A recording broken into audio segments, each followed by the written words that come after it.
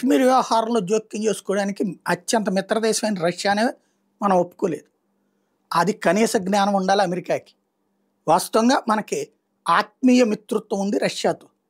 ఆ తర్వాత కాలంలో రష్యాతో పాటు మిగతా వాళ్ళ మీద కూడా మిత్రత్వం ఉంచుకోవడం బెటర్ అని అమెరికాతో కూడా స్నేహం చేస్తున్నాం.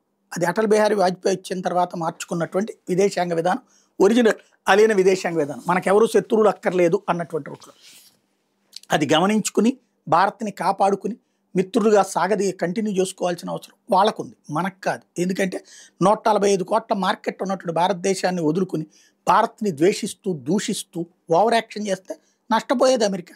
తాత్కాలికంగా భారతదేశానికి ఇబ్బంది ఉంటుంది, కానీ శాశ్వతంలో సాధ్యం కాదు. ఒకనాడు దారుణమైనటువంటి కష్టాల్లో ఉన్న రోజుల్లోనే ఎవరికి బానిసత్వం చేయలేదు భారతదేశం స్వతంత్రం వచ్చాక.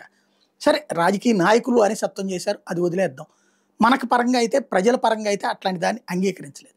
ఇప్పుడు మొన్ననే కాశ్మీర్ విషయంలో నేను మాట్లాడతాను, ఇద్దరిని కూర్చోబెడతాను అంటూ ట్రంప్ వాడెవడో ఆసిఫ్ మునీర్ గారిని తీసుకొచ్చి అమెరికాలో కూర్చోబెట్టి అవతల దేశంలో ఉన్నటువంటి మోడీని, G7 దేశాల సదస్సుకి వెళ్ళినటువంటి మోడీని నువ్వు అర్జెంటుగా అని చెప్పి అమెరికాకి పిలిచాడు. మన ఇద్దరిని కూర్చోబెట్టేసి కాశ్మీర్ గురించి మాట్లాడాను, ఇంకోటి మాట్లాడాను, నేను శాంతి కోసం ప్రయత్నించానని చెప్పి ఇంకోసారి 10 సంవత్సరాలు చెప్పుకుందాం అనుకున్నాడు. ట్రంప్ ఓవర్ యాక్షన్ అర్థం చేసుకున్నటువంటి మోడీ జాగ్రత్తగా ఆపేశాడు, సైలెంట్గా పట్టించుకోలేదు. నాకు వేరే ప్రోగ్రాంలు ఉందిలేమని వదిలేశారు.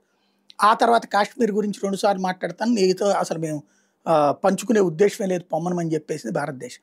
ఇప్పుడు చివరికి సీన్ అర్థం చేసుకున్నటువంటి అమెరికా తాజాగా కాశ్మీర్ విషయంలో మేము జోక్యం చేసుకోమని చెప్పేసి అది వాళ్ళిద్దరే తేల్చుకుంటారు అన్నటువంటి స్టేట్మెంట్ ఇచ్చింది. అంటే అమెరికానే దిగొచ్చింది.